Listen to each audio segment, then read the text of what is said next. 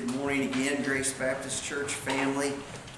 Excited. Last Sunday we kicked off a new sermon series on the Old Testament book of Daniel. It's a book series that we're calling Going Against Culture's Current. So think about a river, strong and powerful, and what it's like to be in the midst of a river like that. And that's kind of what we're facing in this world. It's like we're standing in a river and it's pushing everything at us. It's pushing up against us. And what we see in the book of Daniel are some men of God who chose to stand against their culture's current. To stand strong in the Lord, to stand in their faith, regardless of what was pushing up against them. So I think that's a valuable thing to talk about nowadays, right? And so that's where we're going to be again today. In that first chapter of Daniel, we saw 4 young Jewish men who'd been taken into exile, placed into the service of a pagan king. They were torn from their families, taken from their homes and even their homelands, integrated into a culture that neither knew or followed God, the one true God. They were taught and had to learn a new foreign language. They were given new foreign names. 4 friends, again, finding themselves facing the powerful current of a culture that was moving in a direction different from anything they had ever known.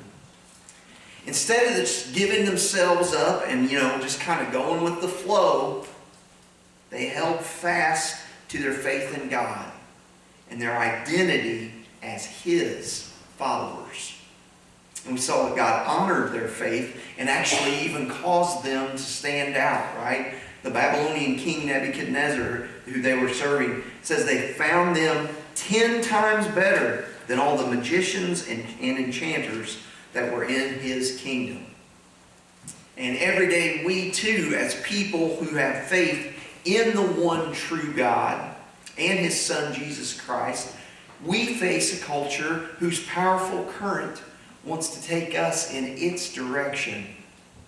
Apostle Paul talked about this in his second letter to Timothy in chapter 3. Listen to this. It says, "But understand this, that in the last days there will come times of difficulty. For people will be lovers of self, lovers of money, proud, arrogant, abusive, disobedient to their parents, ungrateful, unholy, heartless, unappeasable, slanderous, without self-control, brutal, not loving good, treacherous, reckless, swollen with conceit, lovers of pleasure rather than lovers of God, having the appearance of godliness, but denying its power."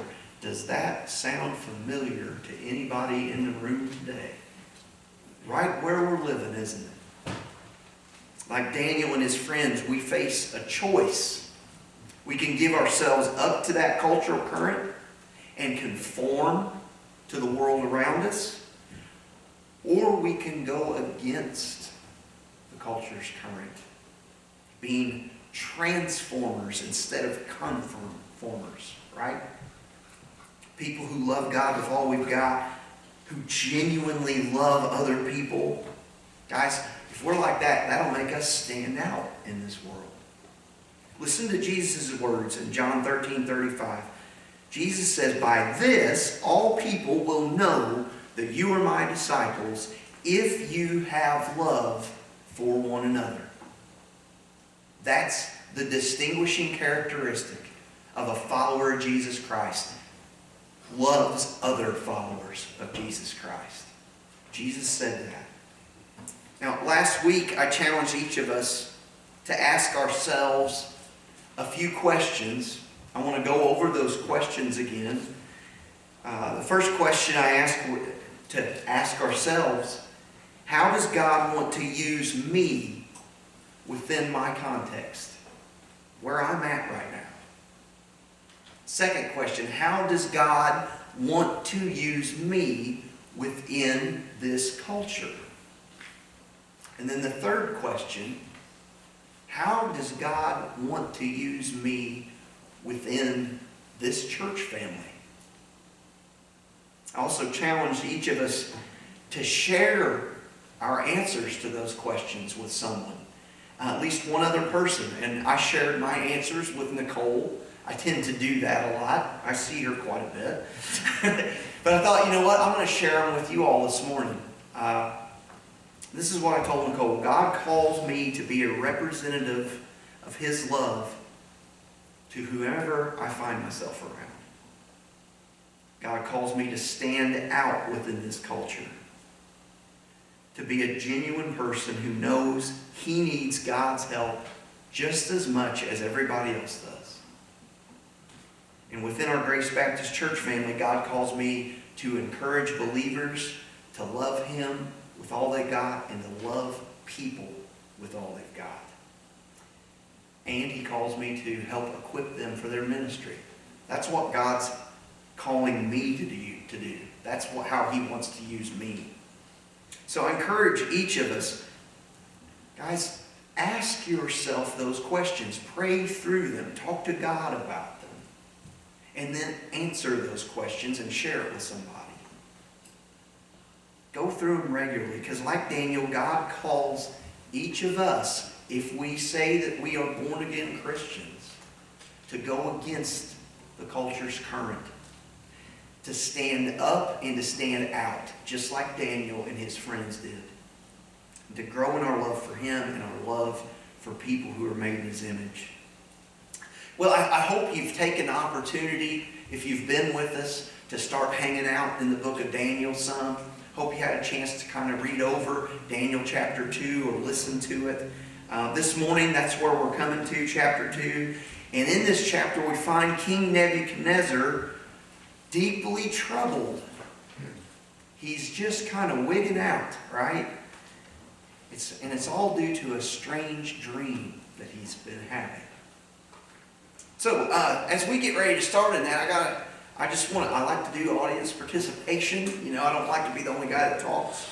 Have any of you had any strange dreams lately? If you have, and you're brave enough, would you maybe raise your hand? I don't call on you. You don't have to say what it is. You don't have to air all your laundry here this morning. Okay, so all of us have had some strange dreams. How about recurring dreams? Does anybody besides me have recurring dreams? Those dreams that happen over and over and over again throughout your life. Well, I want to share one of my recurring dreams with you guys, and it's a dream I've had for years and years and years, and I'll go long periods of time without having this dream, and then boom, I go to sleep one night and there it is again. So I have this dream where I'm driving a car, right? Like to drive, always have. And I'm driving up this big hill, and I see the top of the hill, but I don't really know what's behind it. And just as I crest the hill, I notice that there's this huge drop-off. And like Dukes of Hazzard style, I go generally ramping off of this hill, and I am just falling through the air for what seems like forever. And I'm horrified because the ground is just rushing up at me. I see it coming. I know that I'm going to hit the ground at some point, and that's going to be the end. But boom, that's when I wake up, right before that happens. And if I've had that dream once, I've had it 50 times anyway. Just anybody else, again, have recurring dreams? Something like that, and you're like, man, what in the world does that mean? Where is that coming from? Well, many times our dreams tell us something about ourselves, right? Something that may be weighing heavy on us. Something that's kind of stuck back in our subconscious that maybe we haven't dealt with totally yet. Some area in our life where maybe we've got some unfinished business that needs to be taken care of. We're worried about something. We feel out of control in some way. There's something that's undone, that needs to be finished up. Now, again, that's one kind of dream, right? Well, we're reading a dream of a different nature today in Daniel chapter 2. In the Bible, we occasionally see God using dreams to communicate important truths to people that He wants them to know. Those people sometimes are people who are followers of God. Sometimes they're not, like what we experience here in Daniel 2 this morning. That's what we're going to see. So I'm going to dive into it. Because again, we have a long chapter, but I'm not going to read every word of it. I encourage you to go to chapter 2 this week, read it yourself, digest it, take time, work through it. But I'm going to go ahead and read a few verses from the beginning of chapter 2. Daniel chapter 2, starting in verse 1. It says, in the second year of the reign of Nebuchadnezzar, Nebuchadnezzar had dreams. His spirit was troubled, and his sleep left him. Then the king commanded that the magicians, the enchanters, the sorcerers, and the Chaldeans be summoned to tell the king his dreams.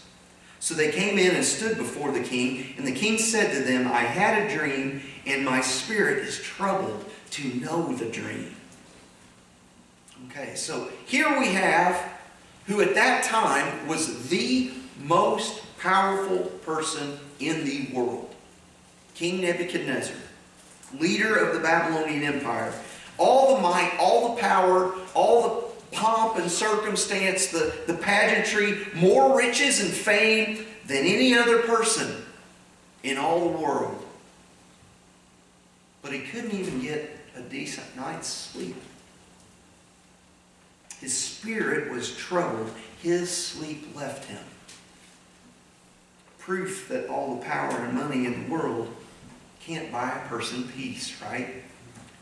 That's what Nebuchadnezzar's seeking. He's looking for peace. So he goes to the guys that he believes are going to be able to give him the answers that may provide him that peace. So let's see what happens next.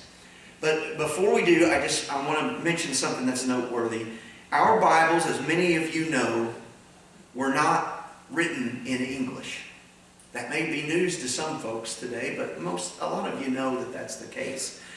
New Testament is written mostly in Greek. The Old Testament is mostly in Hebrew. But we're entering a portion of our Bibles this morning that was originally written in another tongue, a language called Aramaic. Aramaic was the language of the Babylonian Empire. And when we come to verse 4 in chapter 2 of Daniel, the language switches from Hebrew to Aramaic in that point, in the original manuscripts. And it continues in Aramaic all the way through chapter 7, verse 28. So we have a large section that we're starting off that's in Aramaic. And I just think that's interesting. That was the language of that Babylonian Empire. That's what this portion of the book was written in. So again, let's see what happens next in verse 4. Then the Chaldeans said to the king in Aramaic, O king, live forever. Tell your servants the dream, and we will show the interpretation. So the Chaldeans, that term there, is often used to generally refer just to Babylonians. But here it refers to a specific group of advisors and wise men. Men educated in the worldview and the religions of the Babylonian Empire. The king's special group of advisors made up of the magicians, the enchanters, and the sorcerers. It's kind of like the cabinet. We see a lot of presidential cabinet placements and stuff the last week or so. These guys were the top advisors, the Chaldeans. And these men make really what seems to be a pretty reasonable request to the king, right? They're like, hey, you had this dream, tell us the dream, then we'll give you the interpretation, tell you what it means, right? Pretty reasonable request, you would think. But look at verse 5. The king answered and said to the Chaldeans, the word from me is firm. If you do not make known to me the dream and its interpretation, you shall be torn limb from limb, and your houses shall be laid in ruins. But But if you show the dream and its interpretation, you shall receive from me gifts and rewards and great honor. Therefore, show me the dream and its interpretation." They answered a second time and said, "Let the king tell his servants the dream, and we will show its interpretation." The king answered and said, "I know with certainty that you're trying to gain time, because you see that the word from me is firm. If you do not make the dream known to me, there is but one sentence for you. You have agreed to speak lying and corrupt words before me till the times change. Therefore, tell me the dream, and I shall know that you can show me its interpretation." Okay, so King Nebuchadnezzar, he's laying down the law here, right? I lack peace. I can't even sleep. This dream is plaguing my mind. I got to know what it actually means.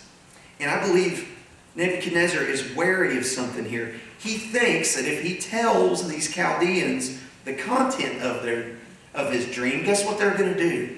They're just going to make up some interpretation.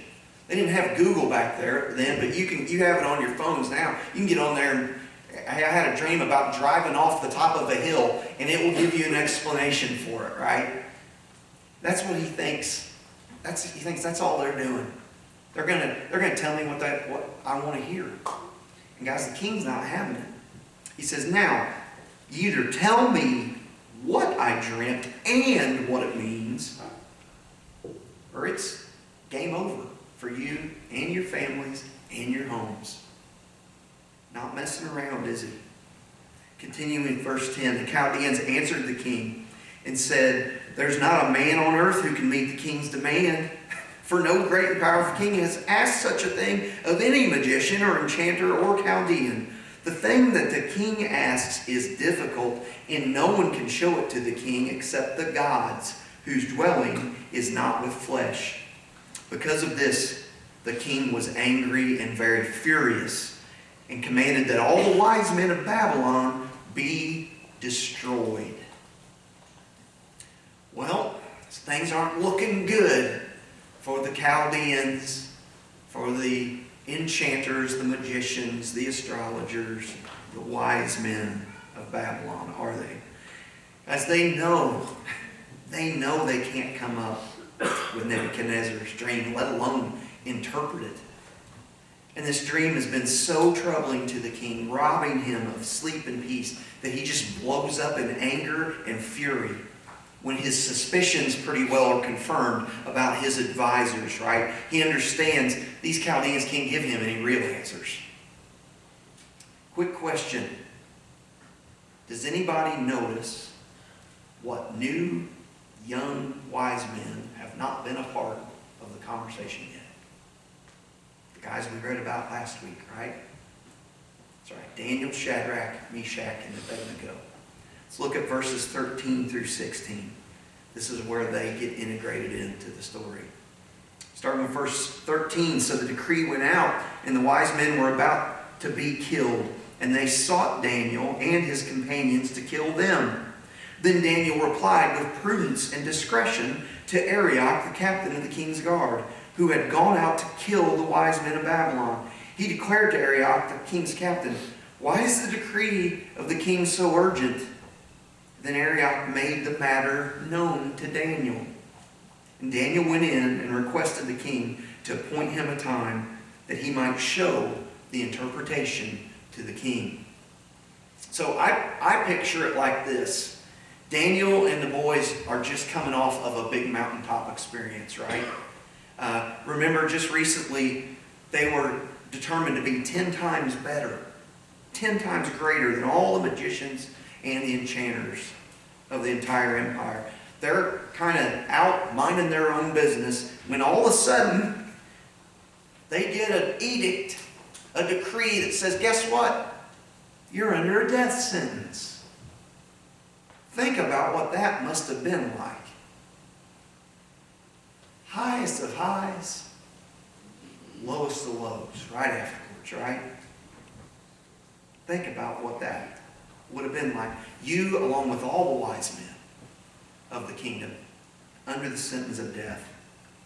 And then Arioch, the king's captain of the guard, gets Daniel up to speed.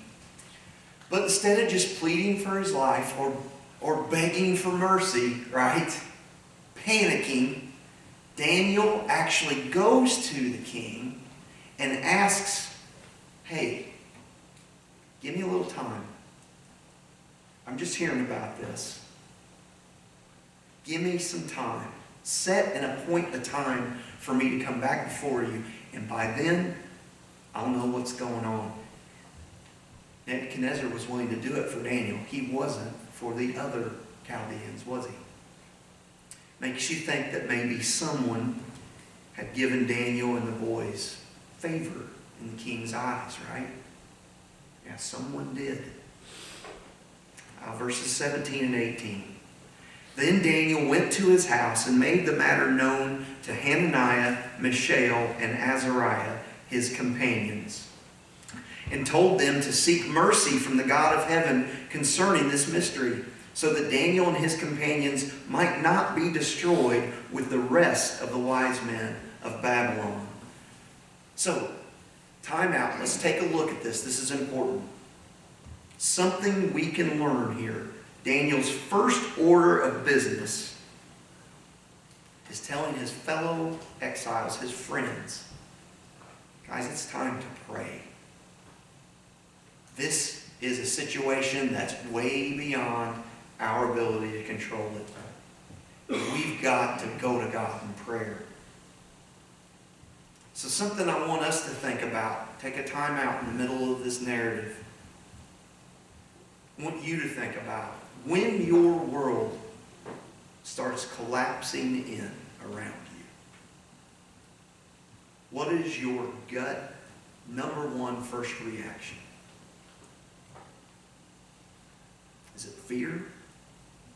Is it panic and anxiety? Is it, I gotta figure out a way to control this? Is it that? Do you try to get some kind of answer from your own human strength and your own wisdom or cunning? Or do we immediately hit our knees in prayer in that moment? Boom, right then, right away, first thing. Recognizing that the God that we're praying to is sovereign. He's the one who loves us the most. He's the one that's in most control of the situation. And we can go to Him. He's in absolute control. Daniel's first reaction to this adversity, where his life and the life of his friends and all these wise men, they're all hanging in the balance. His first reaction to adversity was to pray. And that should be our first reaction too. Because guys, life is going to punch you in the mouth. And young people, if it hasn't done so yet, get ready, because it's coming. And you better know what the plan is going forward. What are you going to do when everything is collapsing in around you? Daniel said, I'm going to collapse down on my knees. That's what I'm going to do. And I'm going to ask my friends to pray with me. Verse 19. Listen to what happens after he prays.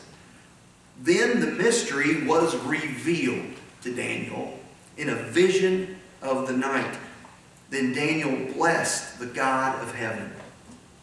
So Daniel and the boys earnestly prayed and sought God for answers in their time of need. And God does what is humanly impossible by revealing the mystery of Nebuchadnezzar's dream to Daniel in a vision. Showed it to him. God answers their prayers. And what happens next is really worthy of our attention. Look, what does Daniel do next? Then Daniel blessed the God of heaven. That's the very next thing that happened. Instead of running in and telling the king his dream, say, whoo, I'm going to save my neck and everybody else's. That would have been probably my first reaction, right? Instead of doing that, the first thing Daniel does is he worships God. Think about that. He prays another prayer, a prayer of praise, a prayer of thanksgiving to God, right? How many of us, when God answers our prayers, How many of us react in genuine worship, in gratitude, in thanksgiving? Or do we just kind of give God a tip of the cap, thanks, go about the rest of our day, forget that He blessed us? I'm guilty of doing that regularly. That's not what Daniel did, is it? You know, that's how it rolls with us a lot of times, right? We'll be in a panic, we'll be in some terrible situation. We pray earnestly, we ask God, and guess what? God answers our prayers, and then we just kind of continue on with our life. Okay, yeah, that's kind of what God's supposed to do, right? Daniel got it, right? And we can learn from his example. Because guess what? Things are going to get hard again, aren't they? We need to be thankful, grateful. Okay, now I want to reread verses 20 through 24 that we read kind of a little earlier in the service. Starting with verse 20. Daniel answered and said, "Blessed be the name of God forever and ever, to whom belong wisdom and might. He changes times and seasons. He removes kings and sets up kings. He gives wisdom to the wise and knowledge to those who have understanding. He reveals deep and hidden things. He knows what is in the darkness, and light dwells with him. To you, O God of my fathers, I give thanks and praise, for you've given me wisdom and might, and have now made known to me what we asked of you, for you have made known to us the king's matter." I love that. Now, within these verses that we just read, we're going to see several of the major themes of the book of Daniel. We're going to see it.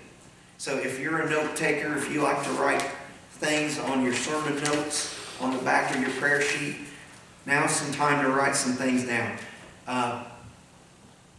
Our God is all powerful. Our God is all powerful. When we did our God of the Bible series, we used the term omnipotent. All potency, all powerful, almighty. Maybe you've heard it that way. We see that here. Another one, our God is all knowing. He knows everything. Omniscient is a word that we use to describe that. There's nothing that God doesn't know.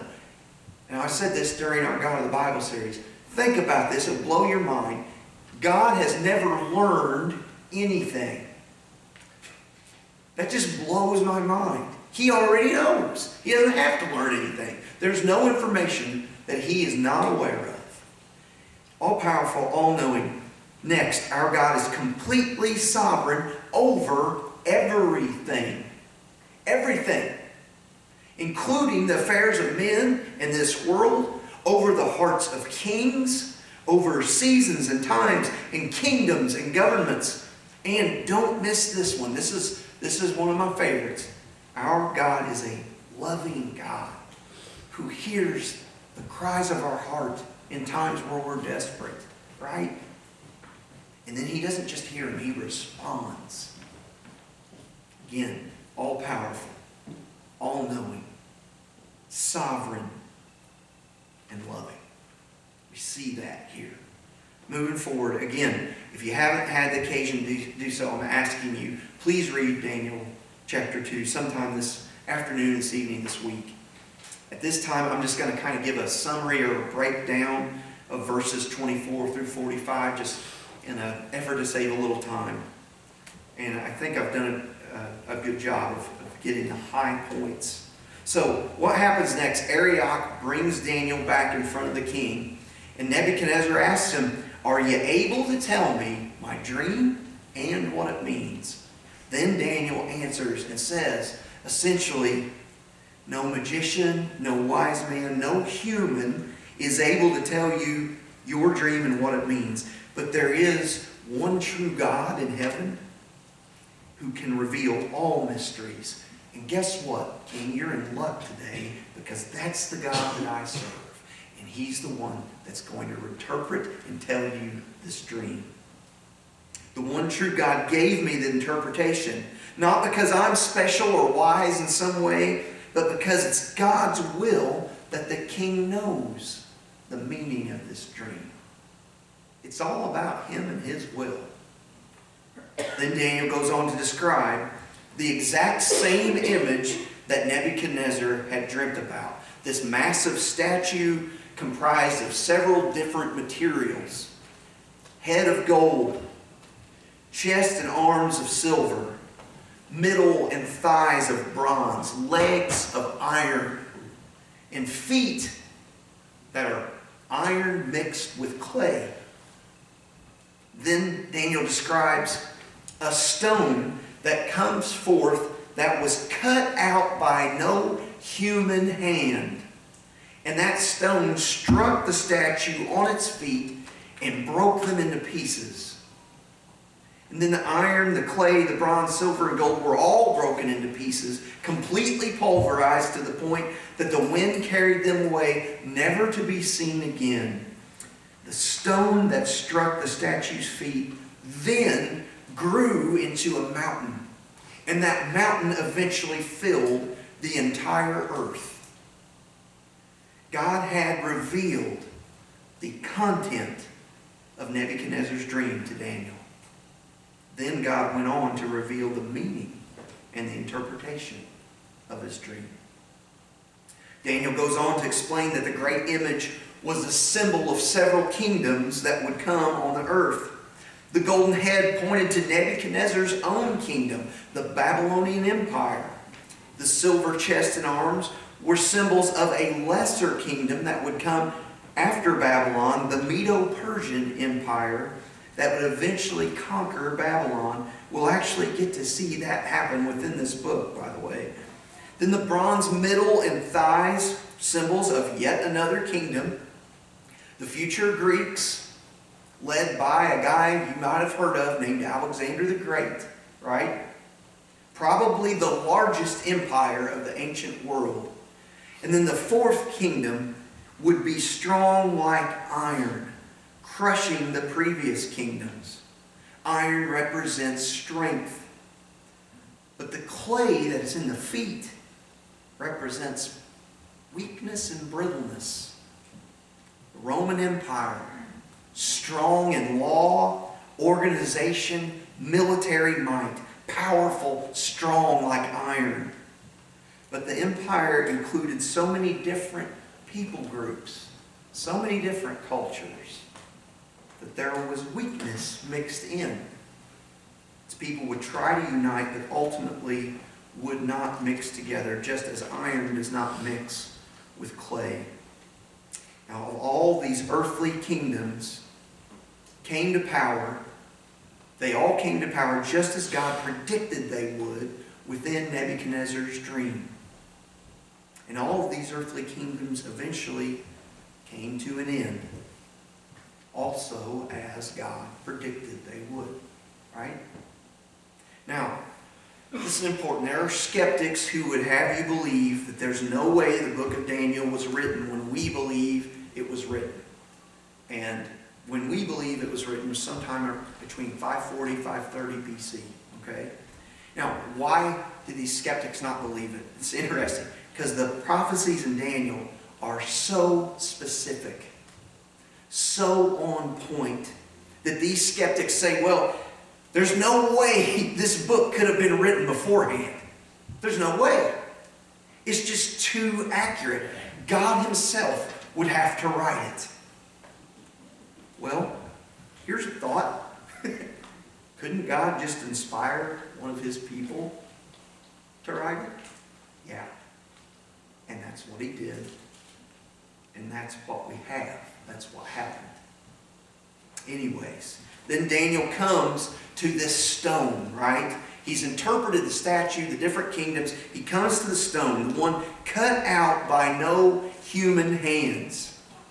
Now that description of the stone, the one cut out by no human hands, that points to the divine origin of that stone. Now, from our standpoint, this is the one part of the prophetic dream that has not yet been fully manifested. The other prophecies have been fully, completely fulfilled, to which any world history book will tell you if you read through it. All all of those things happened in that order, just as Daniel's prophecy said it would. The dream from Nebuchadnezzar. Now, in this last part of Nebuchadnezzar's dream, Daniel explains that this great stone is a symbol of an eternal kingdom. A kingdom that will never be destroyed, that will never lose power. Verse 44, the God of heaven will set up a kingdom that shall never be destroyed, nor shall the kingdom be left to another people. It shall break in pieces all these kingdoms and bring them to an end, and it shall stand forever. This is a direct prophetic reference to the coming Messiah, to Jesus Christ. He is the stone. There's lots of verses in the Bible that refer to Jesus as a stone, a rock of offense, a rock of stumbling. We'll go on.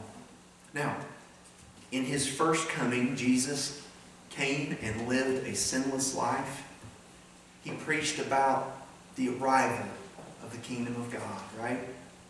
He did many signs and miracles, and he lived as a suffering servant.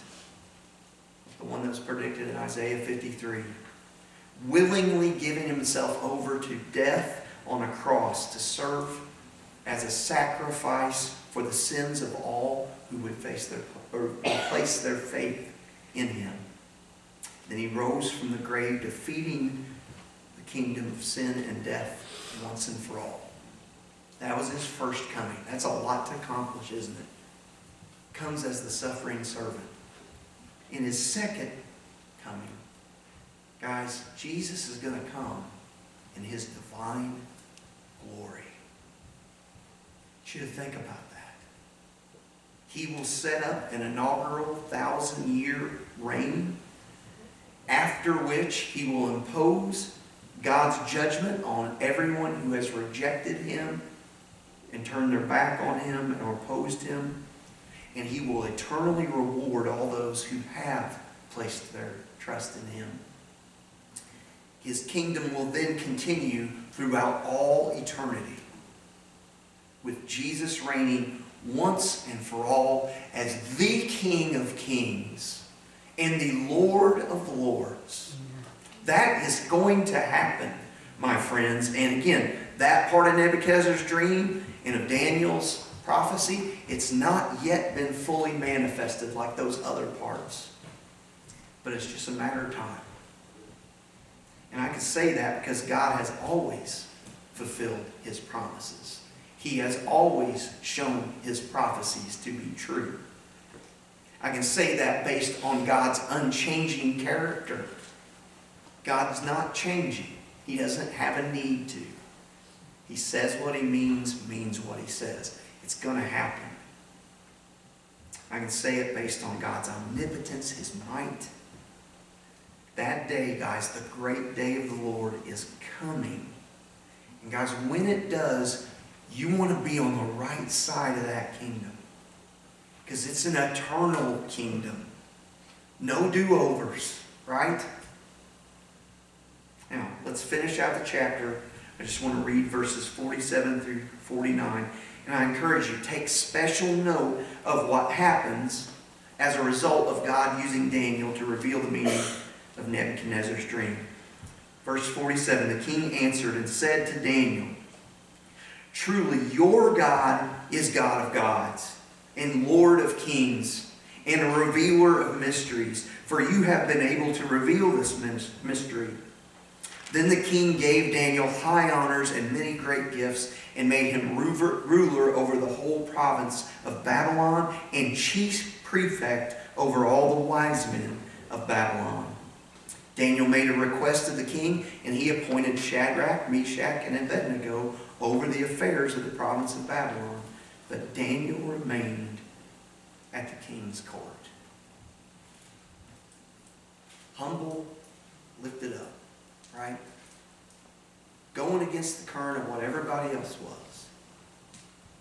Homework for you guys. We need to wrap up. I mentioned it earlier. please, I'm going to say it for the third or fourth time. If you haven't done so, go read Daniel chapter 2. It will bless you.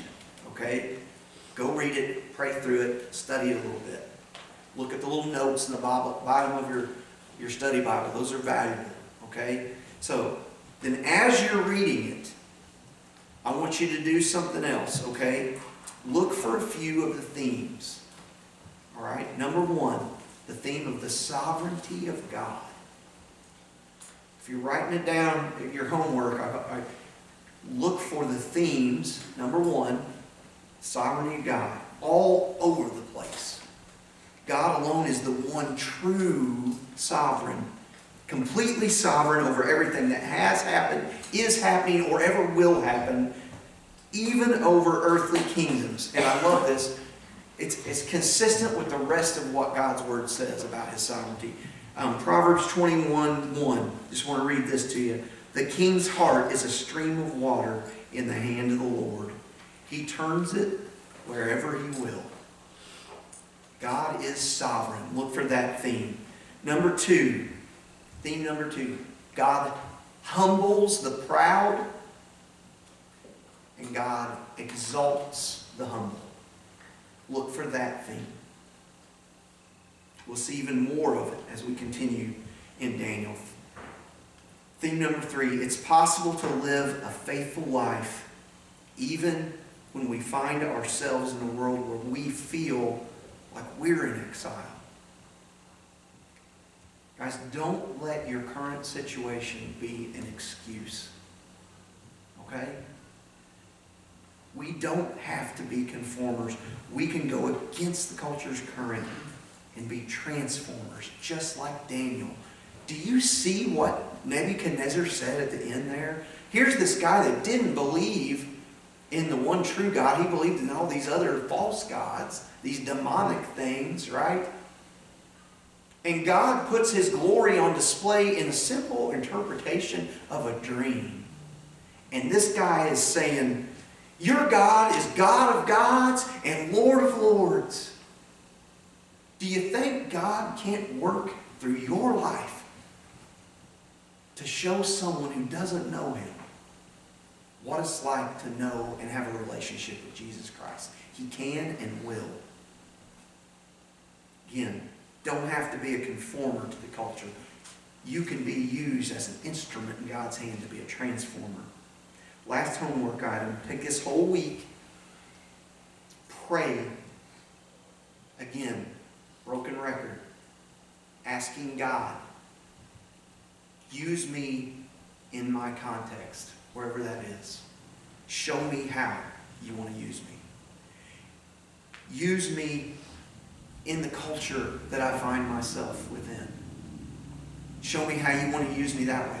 Use me in this church family to be a transformer, to fulfill the purposes that you have for my life. Guys, if you do that, just wait and see. Wait and see what God will do to reveal His will and His love to everyone, especially when you go against the current of what everything else is telling you to.